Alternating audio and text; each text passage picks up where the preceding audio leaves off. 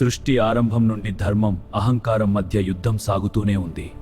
ఆ యుద్ధానికి సాక్షిగా నిలిచింది ఒక యజ్ఞం, దక్ష యజ్ఞం.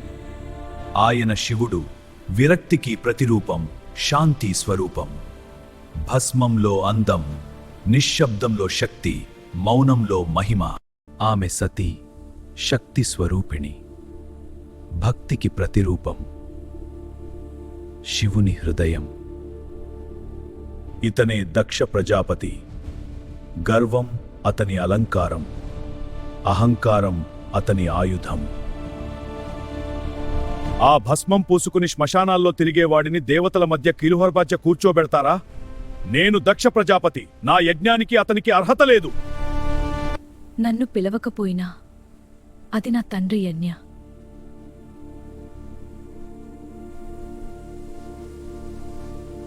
సతీ అహంకారం ఉన్న చోట గౌరవం నిలవదు. ఆహ్వానం లేని చోటికి వెళ్లడం మంచిది కాదు.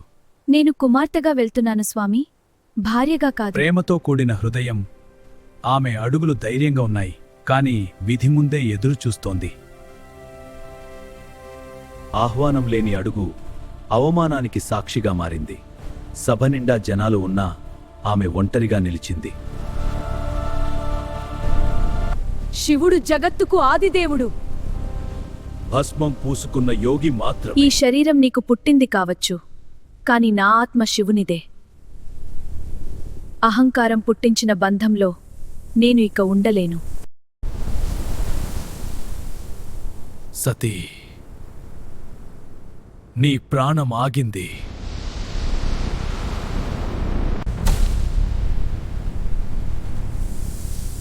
దక్ష,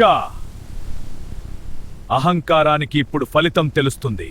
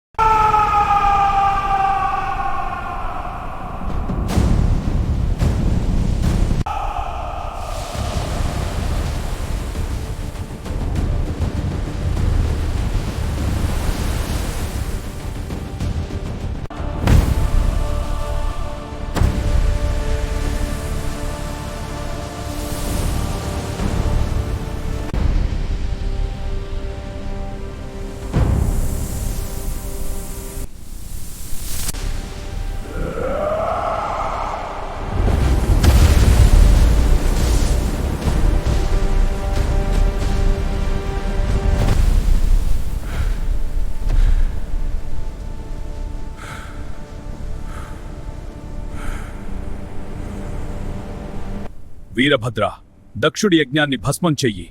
మహాదేవ, మీ ఆజ్ఞే నా జీవితం.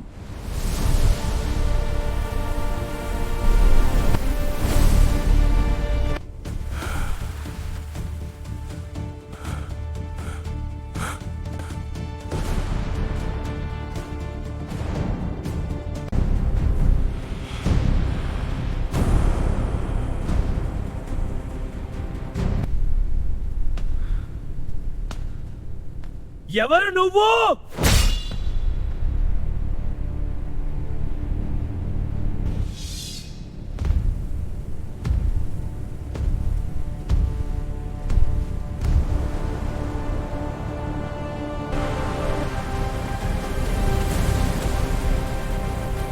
ఎవరు నువ్వు?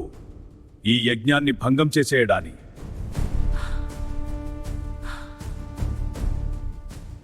ధైర్యం చేశావా? ఈ యజ్ఞం ఇక నిలవదు. అహంకారం భస్మమవుతుంది.